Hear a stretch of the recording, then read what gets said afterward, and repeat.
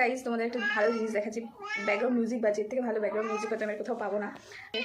বিড়ালটা চিল্লাচ্ছে বিকজ আমার মা এখন মাছ কাটে, একদমই মাছ কাটতে দিচ্ছে না, মানে ভীষণ বদমাশি করছে মানে খাওয়ার জন্য। তো এখানে আমি আটকে রেখেছি আর ওর হালাত দেখো, মতলব ये देखो, খুলছে না দরওয়াজা, খুলছে না দরওয়াজা। মাউ মাউ, ওদিকে যাও মাউ। ওরে বাবা চিচি, চিচি ডাক করছে গো।